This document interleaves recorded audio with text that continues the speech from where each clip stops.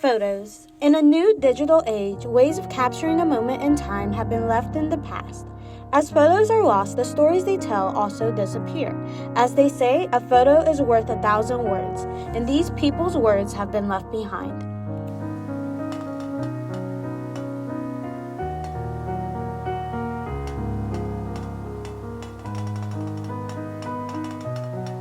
This issue, the issue of human trafficking, is not a Republican or Democrat issue.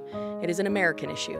It is a human issue. While this criminal conduct may seem a world away, it is very often taking place right in our own backyards. Human trafficking is a crime that consists of one of three elements: force, fraud, or coercion. Human trafficking is oftentimes a very violent crime, a very psychologically manipulative crime.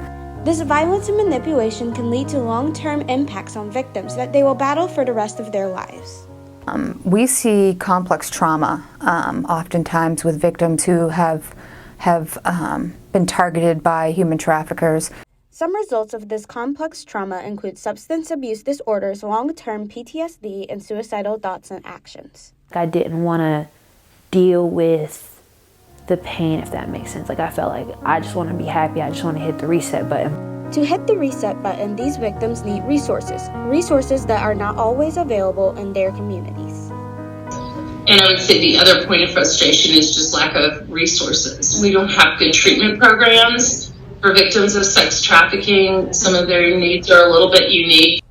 What we have now is a kind of patchwork of assistance that is we try to target to individual needs. We don't do a very good job of that. Needs of human trafficking victims can include mental and physical health services, legal assistance, housing, advocacy, and financial support. I talk about the increase in the number of children who are identified as victims. We're talking, I think last year it was around 135. We have 10 beds for female victims of sex trafficking. Not only do victims need resources, but families and those around victims also need support. However, there is not always a push for them to receive this support. She's like, everyone supports the kid, and I'm the mom, what am I supposed to do?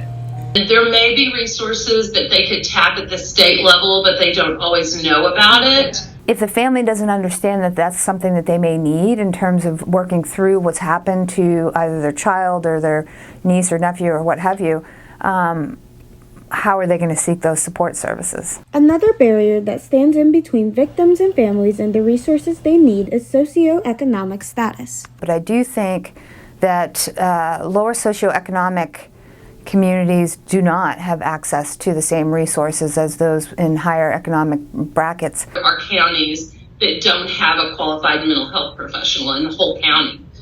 So certainly the more rural, the more isolated the community, the less likely that you can get the kinds of services that they need. It's interesting.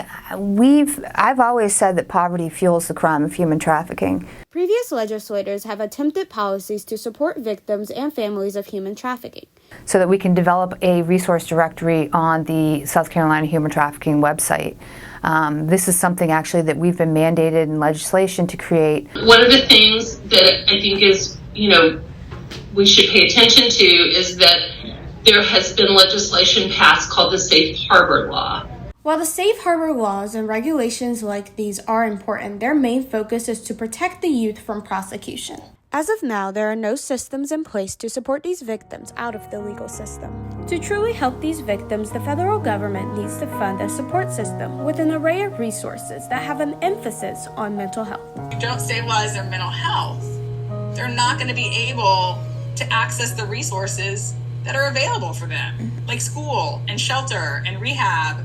Families and communities are also in need of similar resources that focus specifically on education and awareness. If the family doesn't understand what has occurred with this girl, the trauma she's gone through, the work she's put in the program to and re-enter the mainstream, then what's changed?